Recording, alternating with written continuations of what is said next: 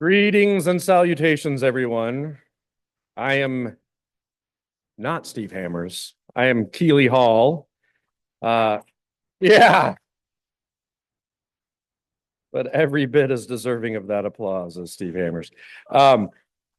Kidding. It is my pleasure to welcome you to today's January 31st meeting of the Rotary Club of Brentwood. I lived in Germany for a while I was in school. I took German for 4 years.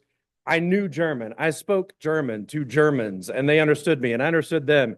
And then I moved back to the United States and never spoke German, and now I can't speak German. And that's what this meeting is going to feel like to you. This guy did this a lot. He knew how to do it, and now I'm going to look like I really have no idea what I'm doing. So that's the preface to today's meeting. We do have an invocation today from Michael Heineman, and then a pledge and four-way test by Bert Bradford, and then we'll have Jennifer Ruane come up. But first, Michael Heineman is somewhere. There he is. Sneaky. Please bow with me. This is Brentwood, Tennessee, Lord, but nonetheless, we have certain diversities here. We are people of different origins, different birthplaces, different geographies, different genealogies, different faiths, different beliefs, different ethnicities. There are so many things that divide us. And don't get me started on college football. But Lord, there are things that unite us as well. And today we are united with a common cause in Rotary of service above self. And help us, Lord, as we make decisions today that lead to the betterment of our club, the betterment of our community, and the betterment of our world. Keep in mind those in the club who are suffering today.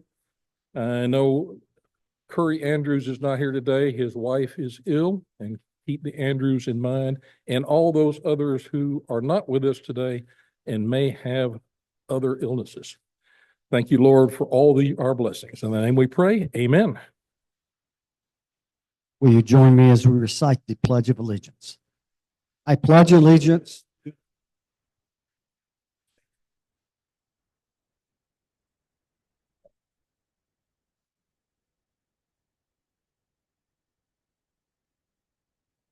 Now the four-way test of the things we think, say, and do. Number one. Number two. 3. 4. How about 5?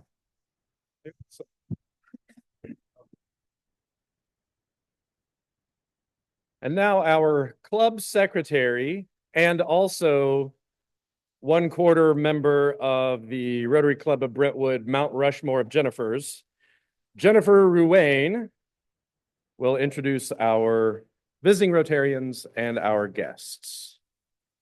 Except that she just walked in, so.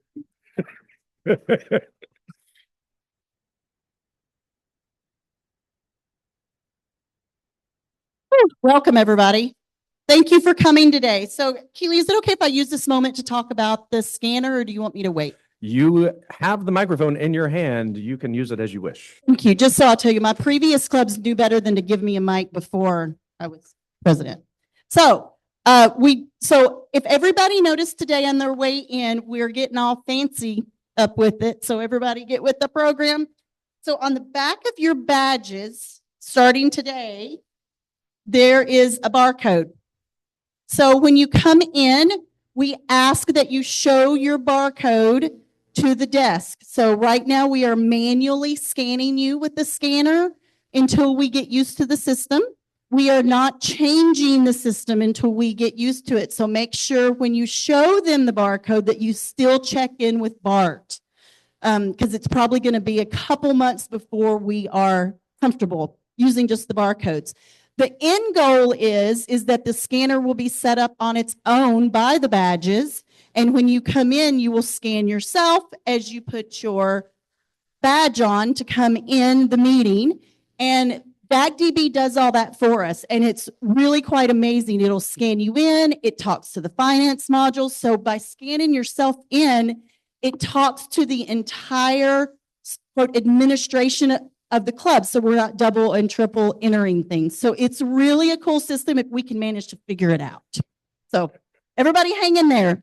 It's going to be a little slow for a couple weeks, but we'll get it. So please build some time in for that. Okay, we do have a few guests today. Our first guest, Laura, do you want to introduce Ashley?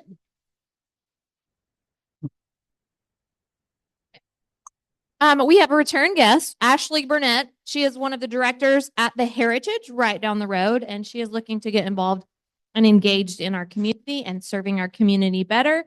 And she is considering membership. So please make Ashley feel welcome. Oh, what about Bill? It's Bill Jeter here. Did he come? Okay, he was on my list. That's okay. Oh, you also have Kelsey. Is Kelsey here, Gordon? No. Okay. Batting 1,000 here. Where did John go with that beautiful creature he's walking around with? There he is.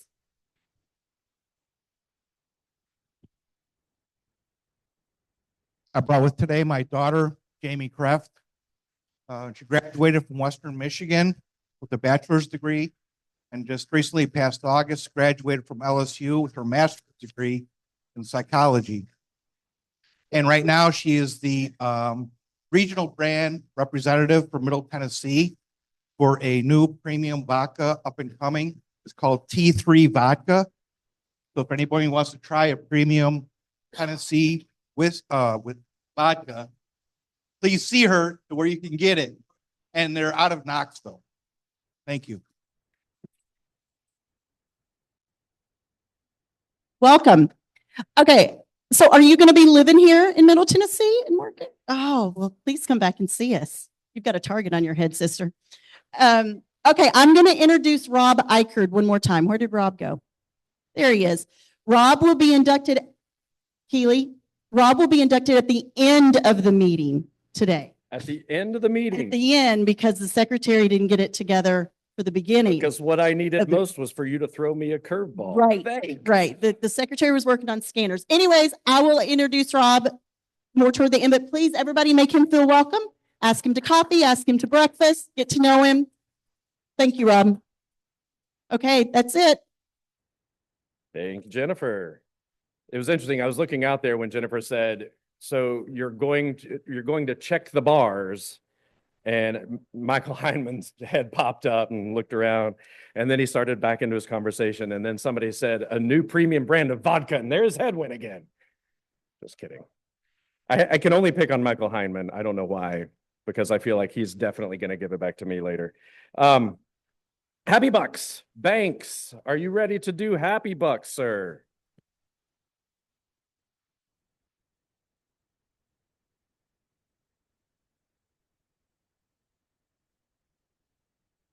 Okay, who's happy? Starting.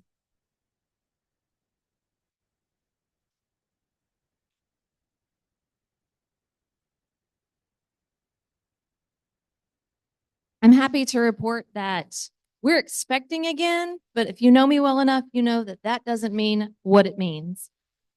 We are getting a 17-year-old today in our home, and right now he's just coming for this weekend and next weekend and hoping to transition him into our home so we can help him graduate high school and get on his. So pray for us. We got a lot of kids in our house.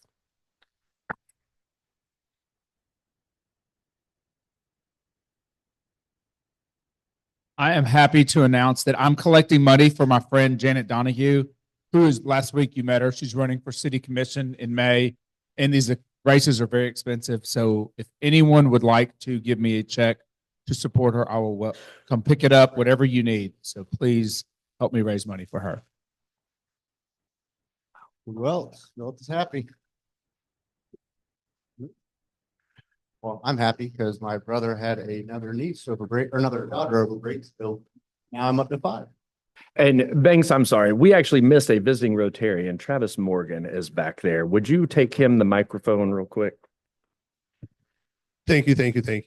So my name is Travis Morgan. I'm with the Franklin Noon Rotary Club. So Rotary Club with a rodeo problem and a barbecue problem most of the time. We've actually got one of our 2 service projects coming up next weekend, which is called Super Funds. And everybody can please laugh. We're all 12-year-old boys and we get it. It was what Super Butts is we cook some absolutely awesome barbecue that we sell for $60 a butt. And what that does is you get some barbecue to take to your favorite Super Bowl party. And we also give one to one of the local food pantries. And they are absolutely great. We take a lot of time. We're going to start Thursday night rubbing some butts and put them on the smoker Friday morning. And come about 4:30, 5 o'clock Friday night, they'll be coming off to go into a cooler so we can pull them and get them ready for distribution on Saturday morning. So I put flyers out on all the tables with the link to the website to order and also the QR codes to make it nice and easy to get payment taken care of. Saturday morning distribution starts about 11 at Community Christian Church, which is right there on the corner of Mac Hatcher and on Hillsborough Road. So thank you guys, and you guys have a great rest of the meeting. Travis. He's also with tree experts, so you guys are ready to call. All right. Let's see. Laura Troop. Oh, Jennifer. Oh, you are now. Oh, see, another curveball. Okay, Laura's going to read a letter, and then we have one more announcement, and then we'll do the introduction. We received in the mail a thank you note from the children and families at Tennessee Baptist Children's Home for caring for their kiddos over the Christmas holiday. They said, Rotary Club members, thank you so much for taking the kids to the Rainforest Cafe and Ice. This was such an amazing and unique experience for them. Thank you for your willingness to think outside the box by providing an experience this year. I hope your group enjoyed it as much as our kids and house parents. Enclosed are thank you notes from the kids and some pictures taken at the event. So I'm going to put all the notes right here at the front table. Take a chance to read them. They're so sweet. And there are some photos from the event. Just look at them. Please don't share them on social media because these kids have some sensitive family histories. So thanks. Yes. And Mr. Larry Kane has an announcement.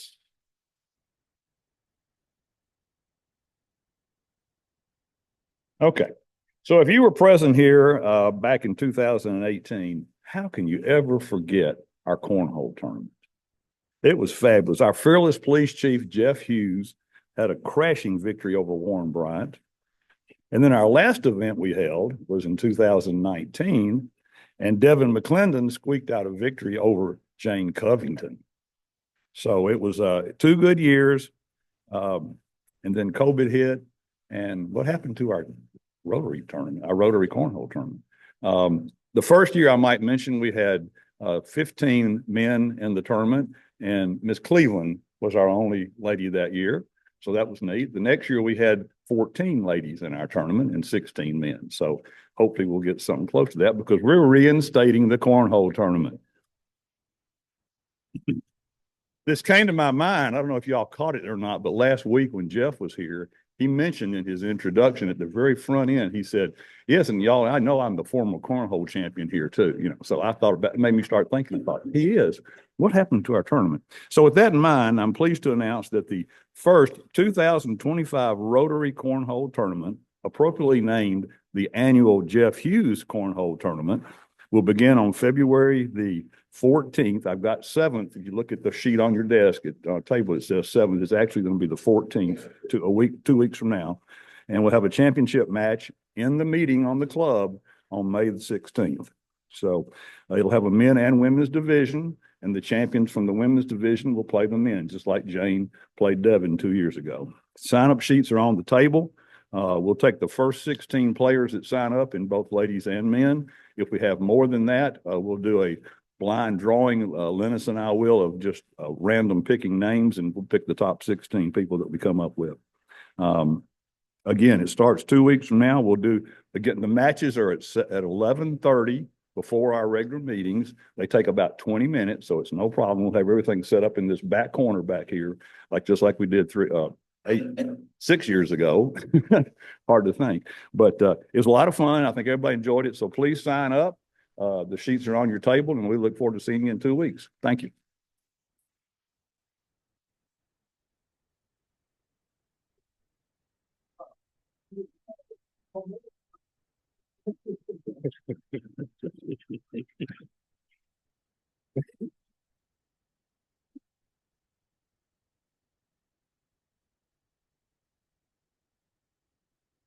I grew up in Texas, and I used to go to the what that was called the sometimes annual World's Fair in Lukenbach, Texas. They would have a World's Fair every year that they felt like it. And maybe we have a sometimes annual Brentwood Rotary Cornhole tournament. But I think this is going to be annual from here on out, because that's a fun thing. And you go from 15 or 16 participants to 30 participants. There's pent-up demand. So show up and compete in the cornhole tournament. All right. We are now ready for a new member induction.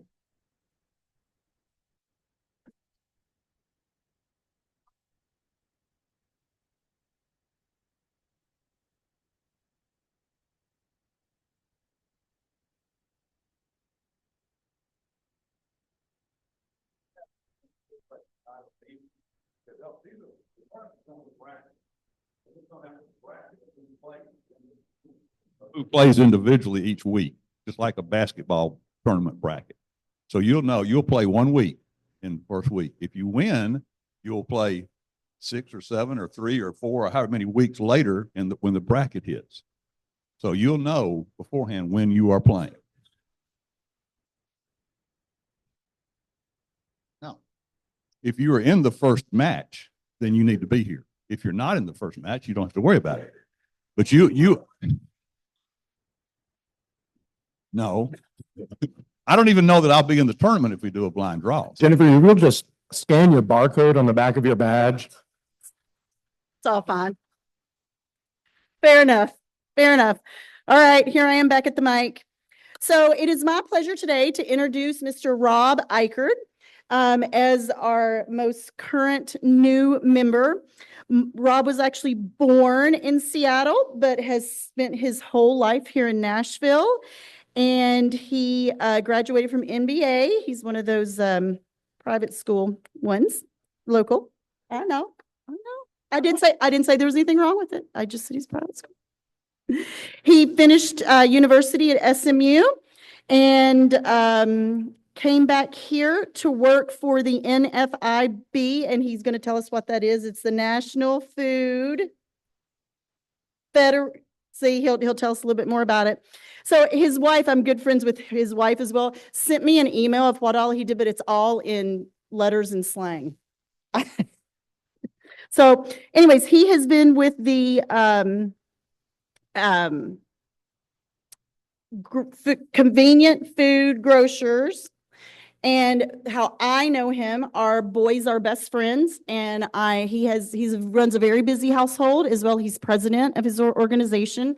He has 3 children. One is getting ready to go off to college. We're so excited for her.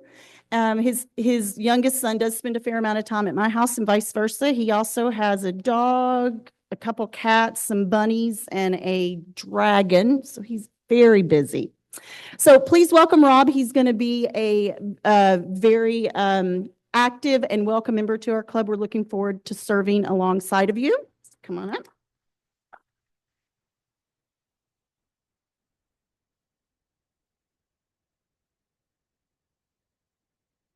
So here is your certificate and everything you need to know, and you'll have a mentor here in no time, and your badge, you'll have a red badge, but welcome to the club. Thank you, Jen. And it's great being with you all, and I'm so honored and excited, and I really appreciate it. And what do I do now? God bless. Thank you very much.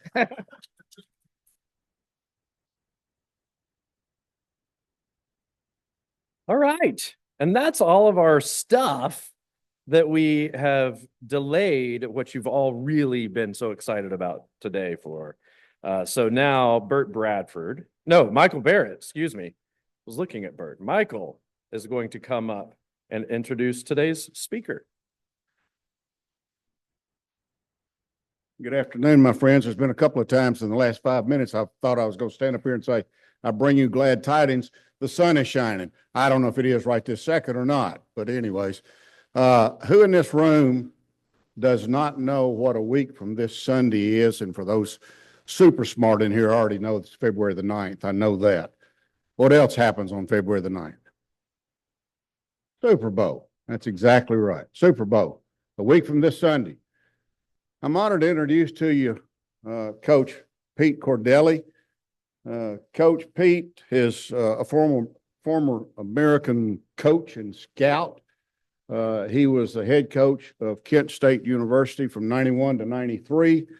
He coached with a gentleman by the name of Lou Holtz at the University of Minnesota, at the University of Arkansas, and the University of Notre Dame. And yes, he was there in 88, I believe it was, when they took home the national championship. So he's been around, been coaching all of his life. He's also coached for Memphis, Western Michigan, as well as Rhodes. Coach has also served as a scout for the Dallas Cowboys, working with a gentleman by the name of Tom Landry. You may have heard of him. He's also served as a scout for the Cleveland Browns. I took an immediate liking to Coach Pete Cordelli when he walked in the store for the first time about 4 or 5 years ago now. And he did everything that his beautiful wife of 42 years, Lori, asked him and told him to do and try on. He did. And so I took a liking to him at that point in time. He was a finalist for the coaching job for the University of Toledo. I hope I said that right. I hope it's not Toledo University. I'm not sure which one. University of Toledo in 93 or 94. I'm not sure. I lost the year. But where's my friend Jared? Where's Jared? Jared, you here? Jared. He didn't get the head coaching job because of some guy that I've never heard of got the job. A guy named Nick Saban. He didn't get that job because of Nick Saban. Y'all please welcome Coach Pete Cordelli.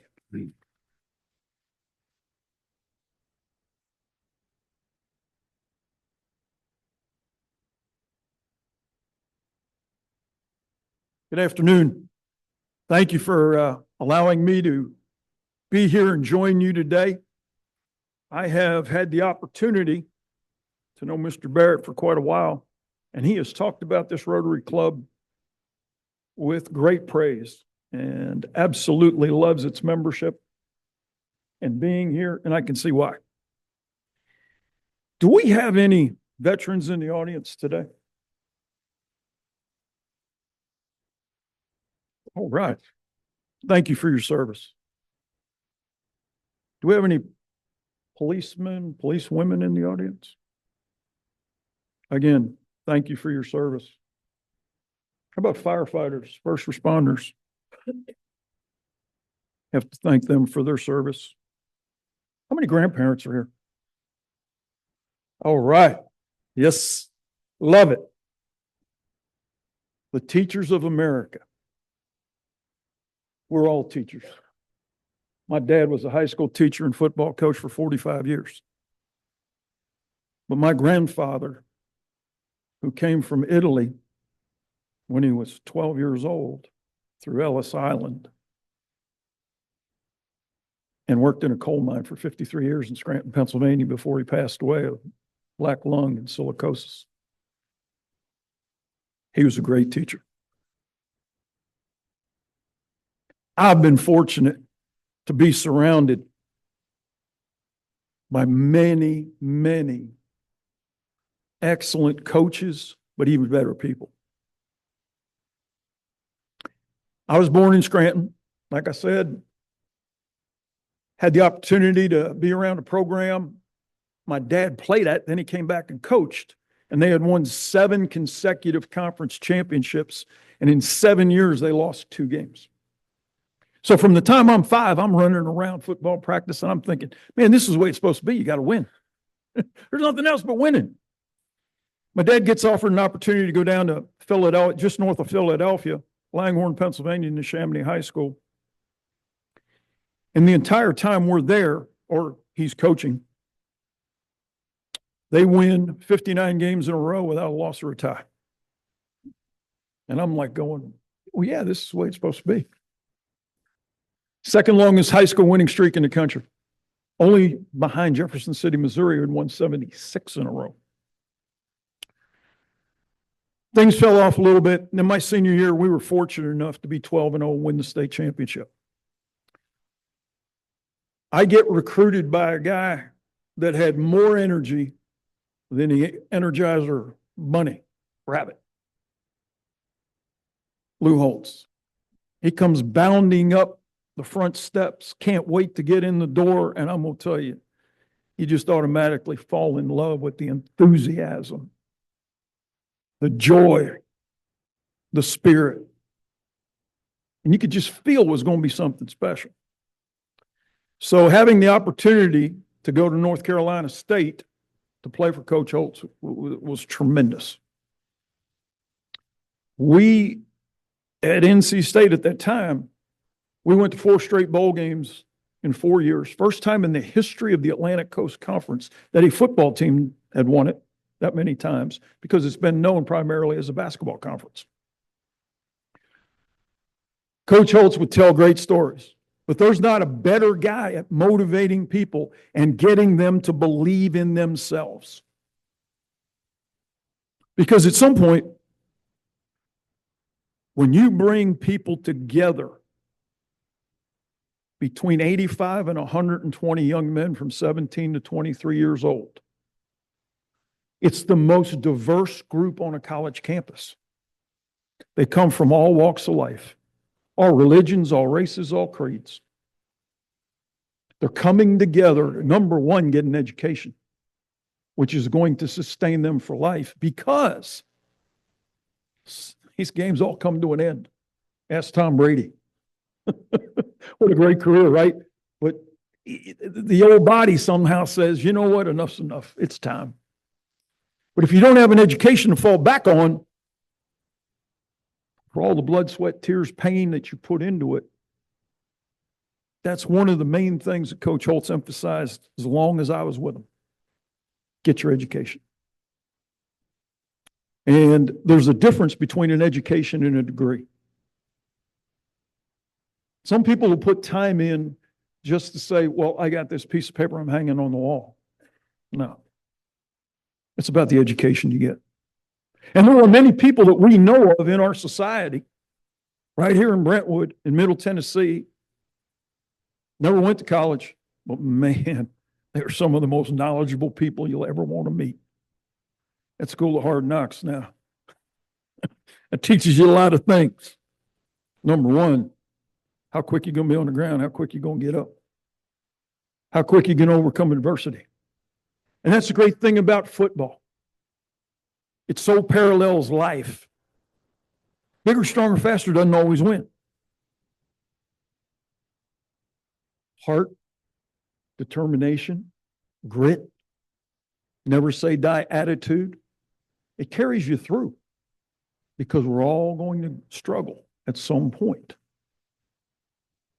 Whether it's in our family life, whether it's in business, whether it's in athletics. But I know this. Nothing brings a community together, a town together, as quickly as a successful athletic program. Man, when you win, woo-hoo, nothing like it. We went to Arkansas in 1977. I went with Coach Holtz. He took the job. He left the New York Jets. Said the most miserable year of his life was coaching pro football. And he had Joe Namath from Beaver Falls. I've been to Beaver Falls, Bert. the head coach there. I recruited a quarterback out of there, came to NC State, and then he came with us to Arkansas. But he said, you know how Joe Namath got so good at throwing the deep ball? I said, I have no clue. He said, on that street he lived, every Friday night, he would walk down the street and throw rocks at the street lamps and knock them out. The police had to come and arrest him. I said, Joe, what are you doing? He said, I'm working on my deep ball. I thought it was a joke. Number one, it is the truth. But when you start to understand you have more of an impact on college players and high school players than you do in the NFL, that's what Coach Holtz wanted to get back to. So we go to Arkansas, 1977. Frank Broyles had a great run there. He was the athletic director. In the first staff meeting we were at, now I'm going to tell you, we had a great staff. Monty Kiffin, who just passed away, was our defensive coordinator. He'd come from Nebraska. John Mitchell was an All-American at Alabama. Just got done coaching for Coach Bryant. He came coached our defensive ends. We had Larry Bechtel, best offensive line coach ever been around. Don Bro may have been the smartest offensive coach ever. When Joe Gibbs got the Washington Redskins job, the first guy hired was Don Bro. And you know the success they had in Washington when they won those Super Bowls. This staff was absolutely tremendous. And let me tell you who else was on it.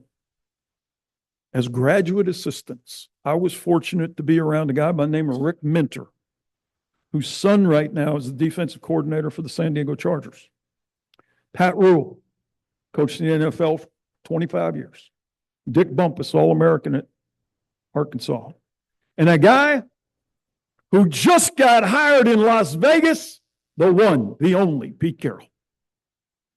Now, you talk about some fun times. And Pete Carroll, he was so competitive, he wanted to play basketball every day at lunch. And we did. Let me say this to you. If you didn't draw blood, it wasn't a foul. I mean, compete. And that's the way Pete Carroll has coached. And I'm telling you, I can't wait to watch the Raiders.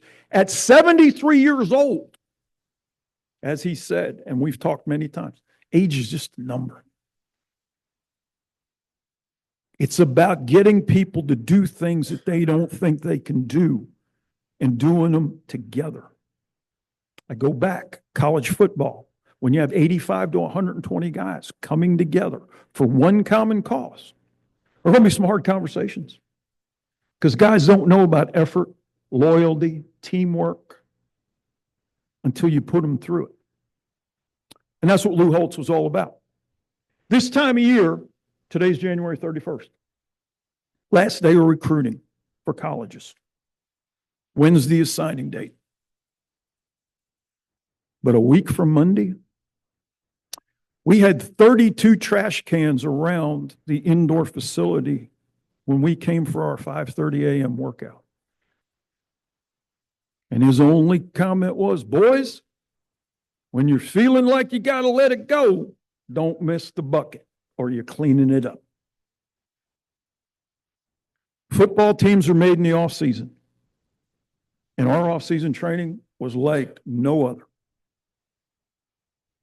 But through those hard times, we forged a group at Arkansas that first year that we went to the Orange Bowl. We were 23-point underdogs, and by the time kickoff came, Las Vegas had taken the game off the board because the point spread was so big. No one gave us a chance. No one gave us a chance except the guys in that room who made that trip. And what had happened, we had a scrimmage on campus on the 21st of December. Our starting left guard was an All-American by the name of Leotis Harris, tore his knee up.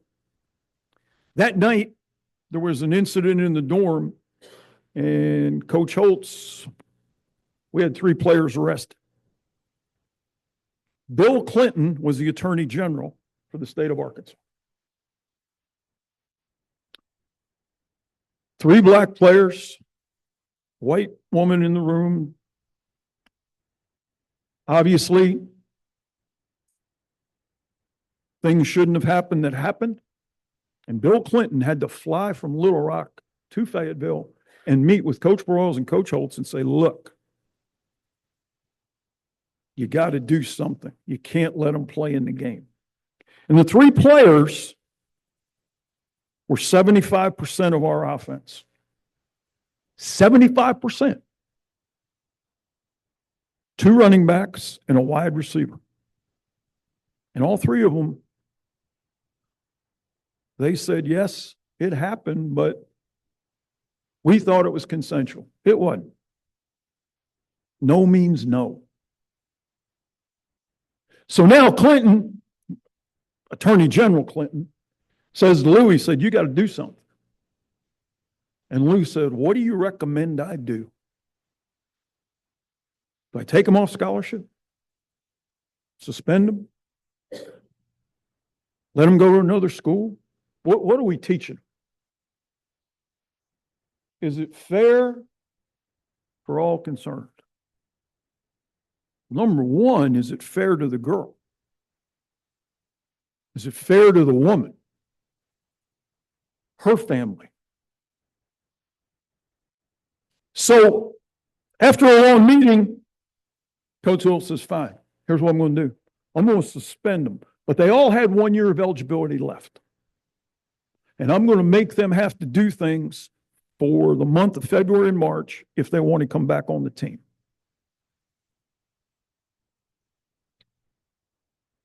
He calls all 3 players in, tells them they're suspended. They will not go to the bowl game. And if they don't comply with what he has to do, what they have to do for the next 2 months when they come back, they're gone. So now Attorney General Clinton has a press conference in Little Rock and announces what the punishment is. We are leaving for Miami on Christmas Day, 2:00 in the afternoon. We're flying out of Fayetteville to go to Miami as a team. The night of the 23rd, Coach Holtz gets a call and says there's a number of players in Little Rock that are going to boycott the game because the punishment is unfair.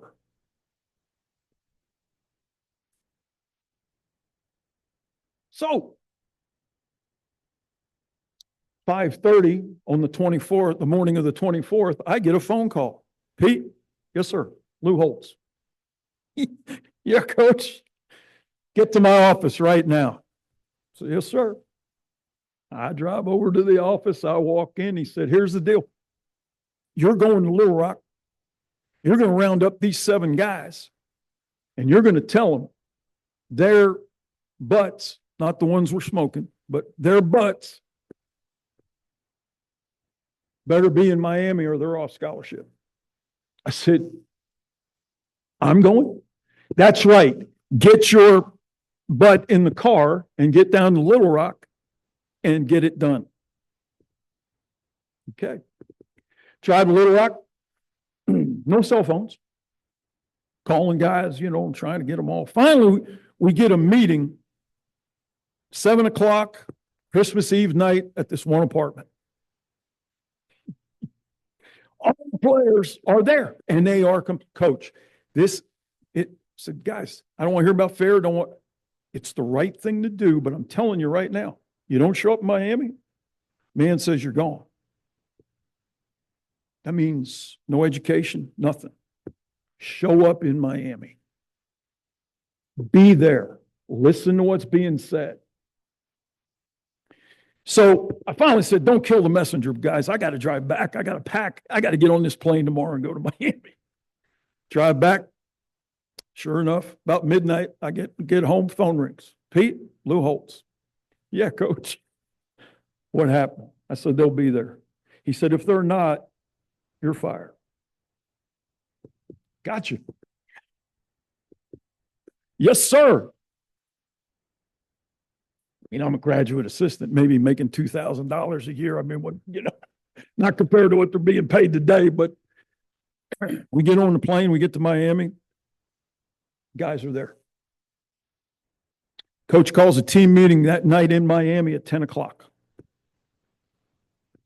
We walk in, we're staying Four Seasons, and they have a big meeting room with theater style seating.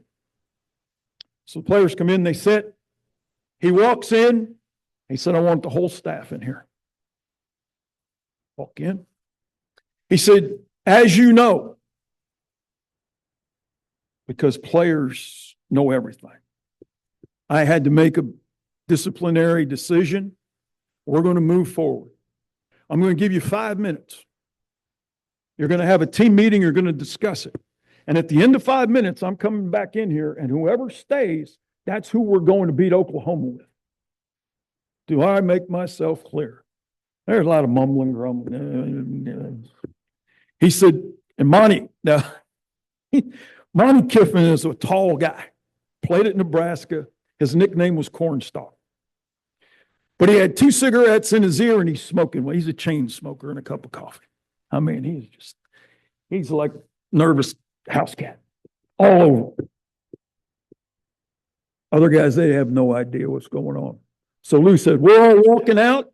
I'm going to set my watch, and in 5 minutes, I'm coming back in. We all walk out, close the door. Lou goes up and puts Kiffin backs up. He said, what are you doing? He said, Monty, don't bother me. Keep the clock.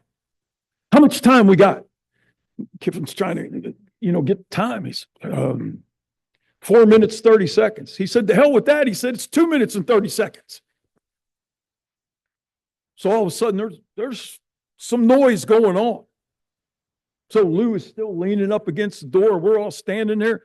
He goes, Monty, how much time we got? He said, Coach, it's 3 minutes. He said, the hell it is. He rips open the door and he walks in. There's a bunch of guys standing. He said, sit down. We're getting ready to beat Oklahoma. Let's go.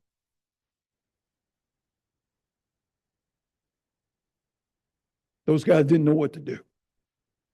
Our first 3 days of practice were horrible. Absolutely horrible. The night of the game, Lou Holtz probably gives his best pregame speech that I've ever heard, and I was with him for 18 years. Dan Hampton, who's in the Pro Football Hall of Fame, is one of our defensive tackles. Lou gives his speech. The team gets ready to go running out. The official comes in. He goes, Rose Bowl's gone 15 minutes longer. You got to hold these guys. They almost ran Lou over. Well, now everybody's just like this. They're all keyed up, ready to go. We walk back into coach's office. Lou looks at Monty. He said, Monty, what are we going to do? He said, you're the head coach. That's why you're getting paid. He's smoking cigarettes. So we're all standing there. About 30 seconds goes by. Lou goes, I got it.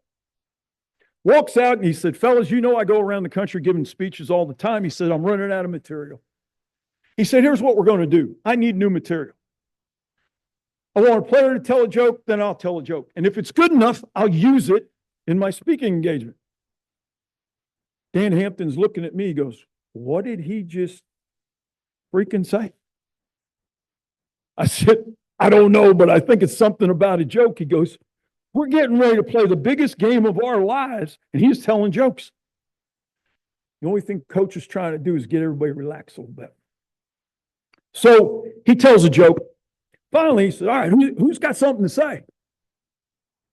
Who do you think the first guy is that raises his hand? The punter.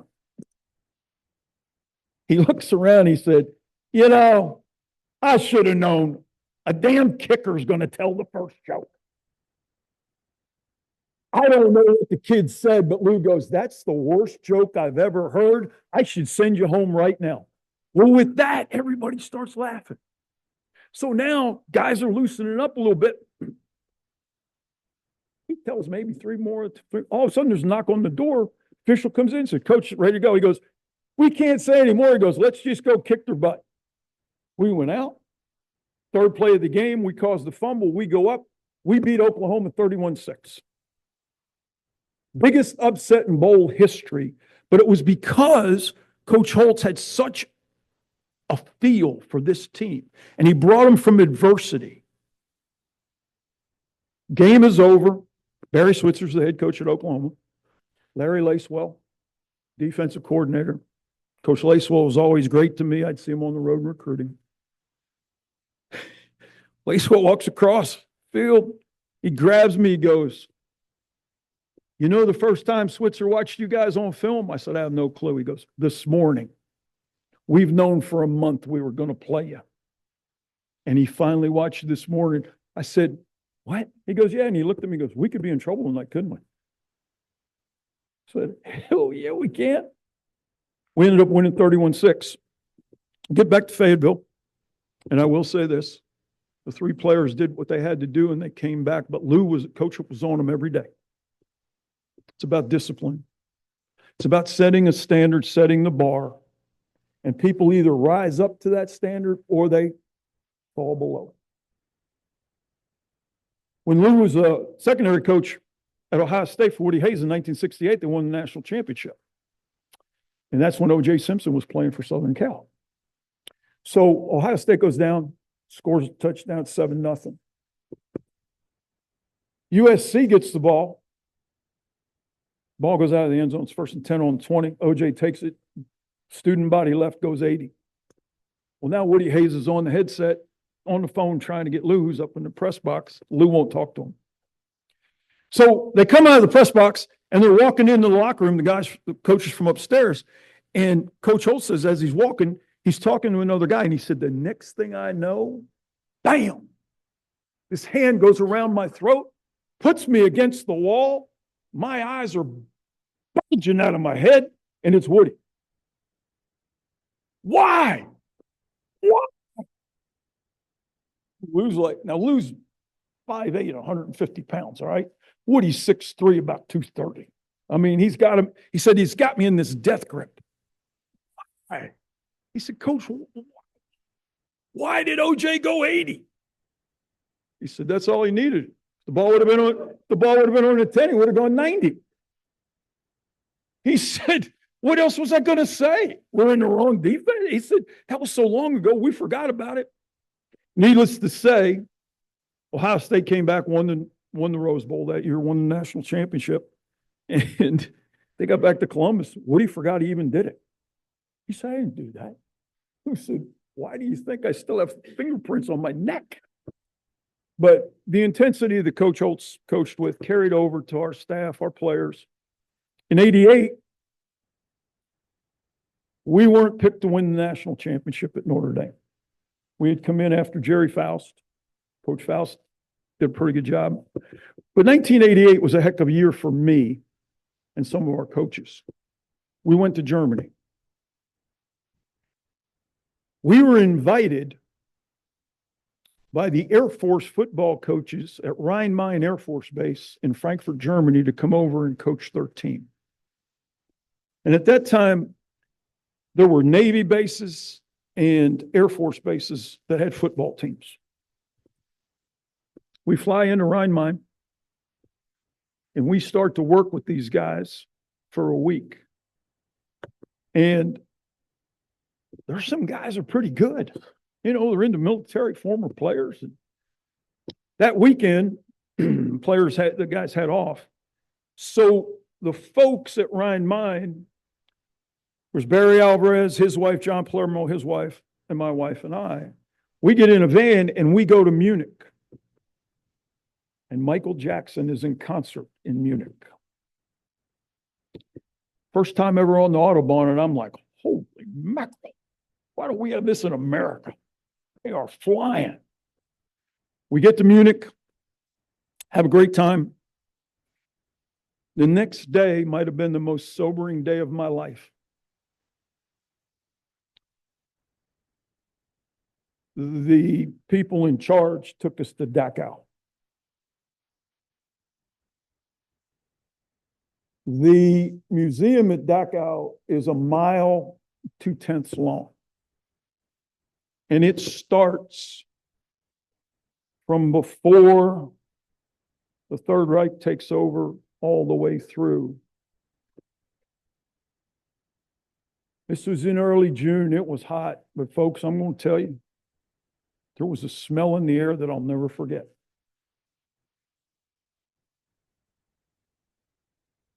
The atrocities that went on never be forgotten.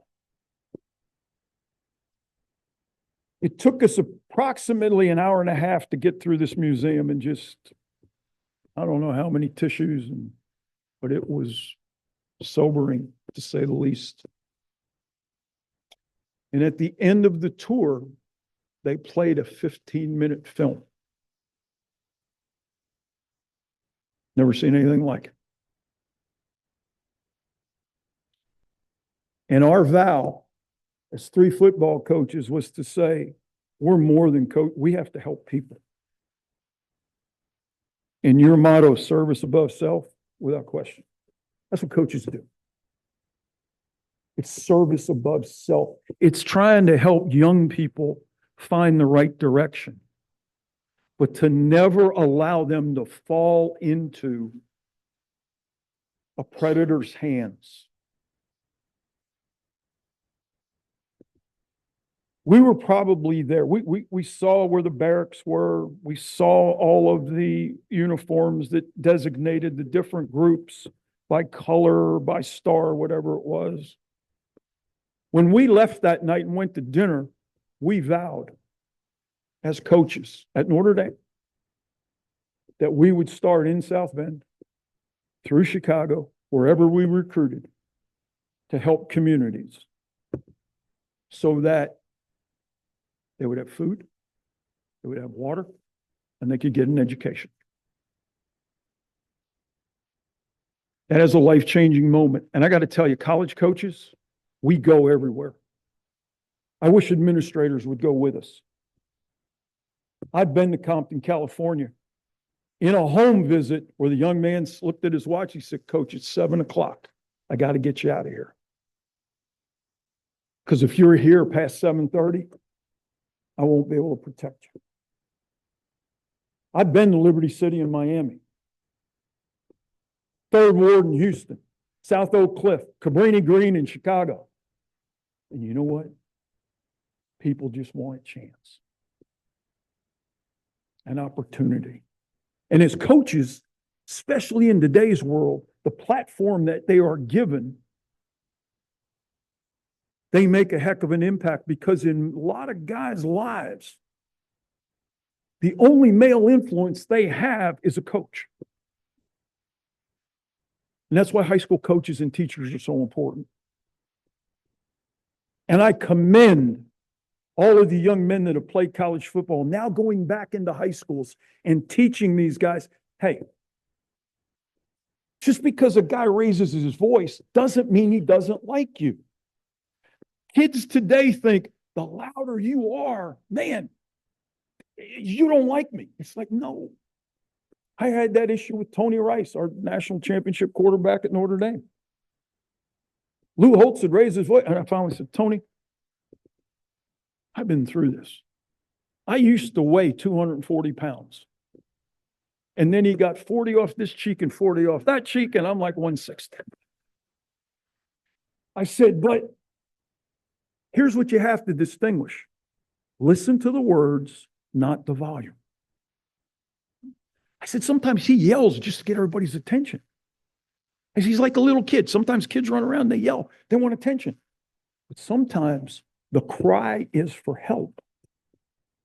You just have to pay attention to the words.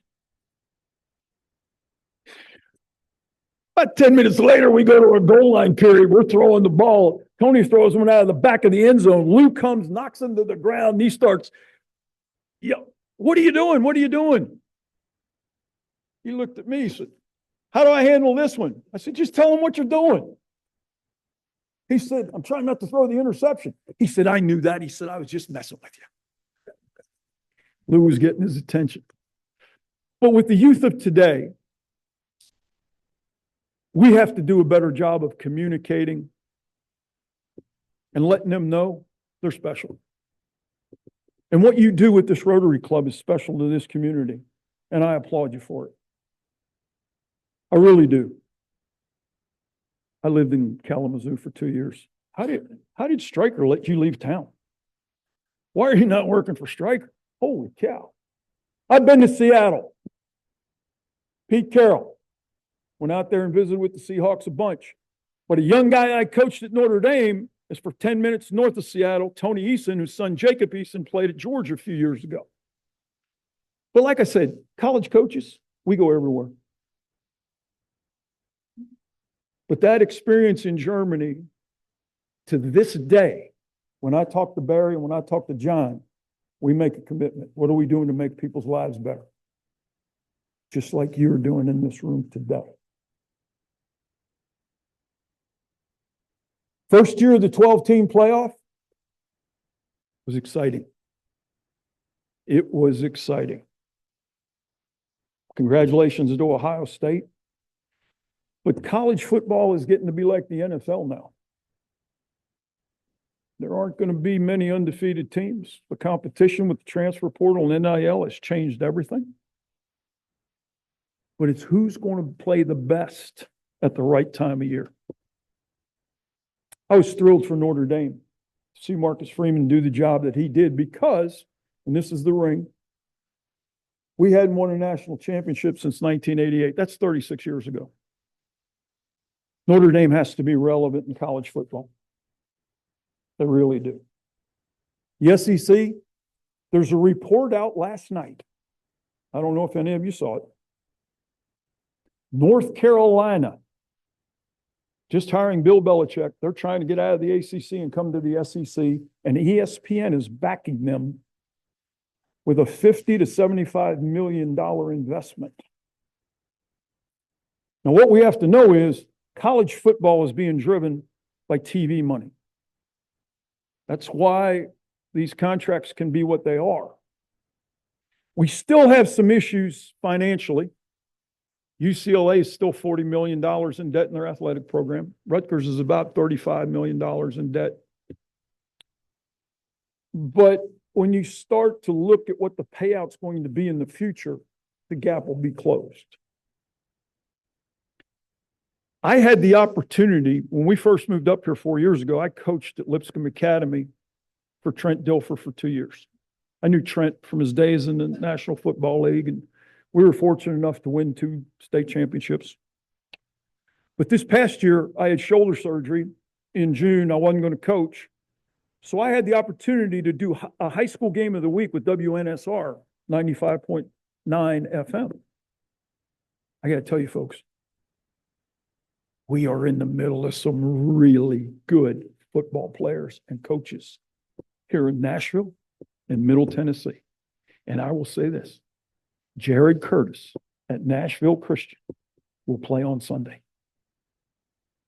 He is a dude, a dog, a beast, as the kids call him. He might be the best, if he stays healthy, he might be the best high school player to come out of Nashville. And there have been many great ones.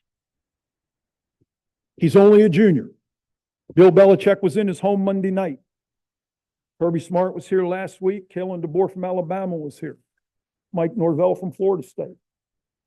Middle Tennessee is being recruited by the Power 4 schools like you've never seen before. And I give that, I give a lot of credit for that to the high school coaches that are coming in and the programs they're running. And the other thing that has to happen is we have to make sure guys graduate. Without an education, it's not worth it. Like I mentioned, I had shoulder surgery, so I didn't coach. But I had the opportunity.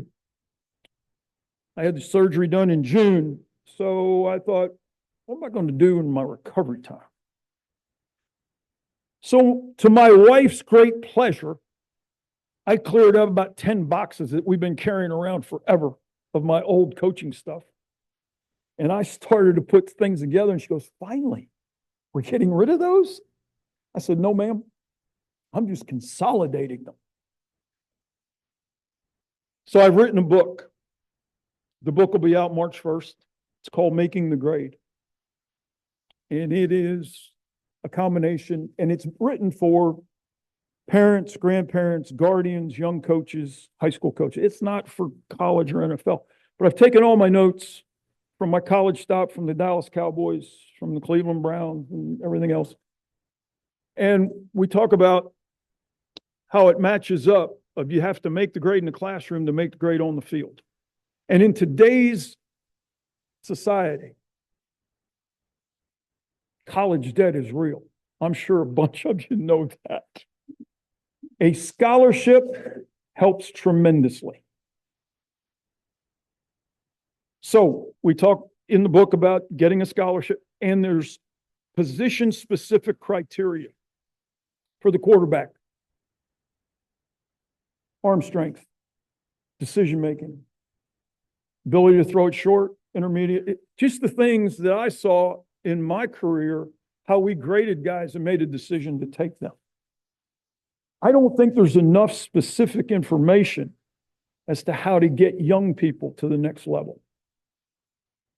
So like I said, there's a manual for all 7 positions, quarterbacks, running backs, O-line, D-line, everybody else, but it'll be up March 1st.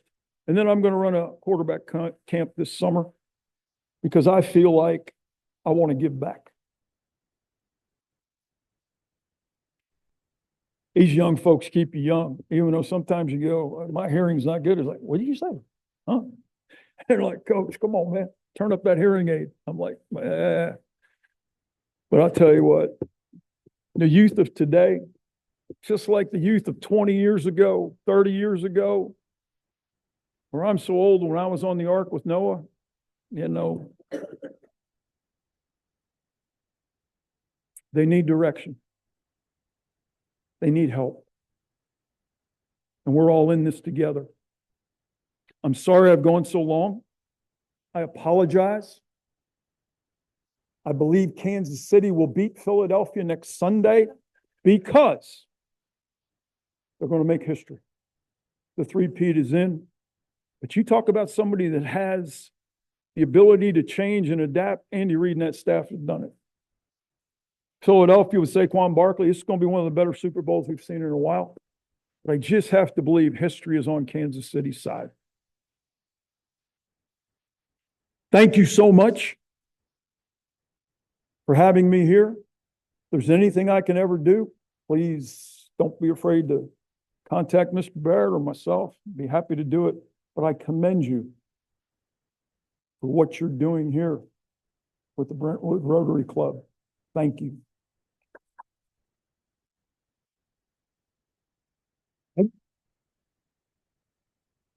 Couple questions. Anybody have a question? Yes, sir.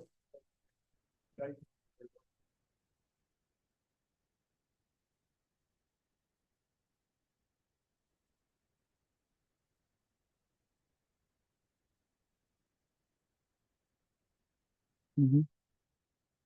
Mm-hmm.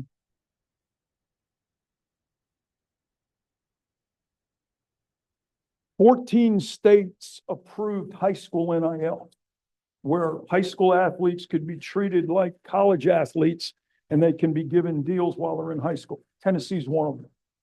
Jared has gotten some money a year ago for some companies. But NIL has nothing to do with the academic progress. There are still so many credits you have to complete to get your degree. But if you're not on track to get your degree, you become academically ineligible. LSU had a running back, couldn't play this year. They thought they'd get him back the first game, but he never made it out. So there are still parameters, guidelines, guardrails in for the academic progress to be made. And the one thing, Coach Holtz used to get this from the NFL office. Only 2% of all college players ever get an opportunity to go to the NFL. So take the, right now, there's a lot of money, but there are no rules. So it's kind of out of control, but it looks like Congress is going to get involved and they want the states to kind of control it. But from the educational standpoint, they're going to make sure they keep up with academic progress. Thank you so much.